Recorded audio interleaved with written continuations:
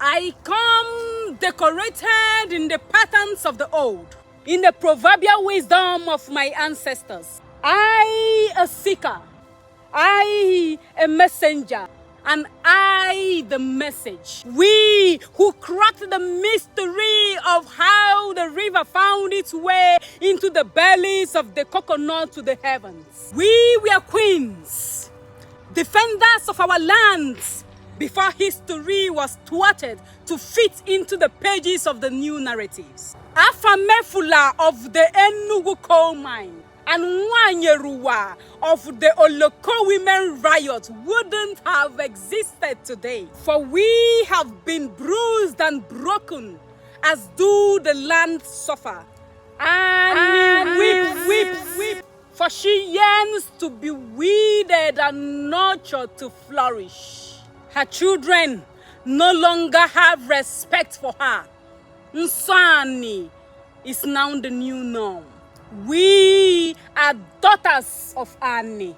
Once upon a time, a finger raised on a daughter provoked the community to rise, for a sacrilege has been committed. But now, the communities take pride in trampling on their daughters, for they have been made to believe that their daughters are weak and fragile and less to participate in community development.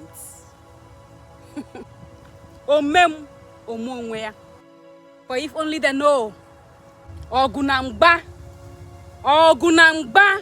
nwoke si nwaanyị si nwoke emeghị nwaanyị emeghị nwoke nwaanyị anaghị eme taa nwaanyị bụ ife, nwaanyị bụ mmụọ ala. I came from the land of queens and kings, for my ancestors had the philosophy of duality.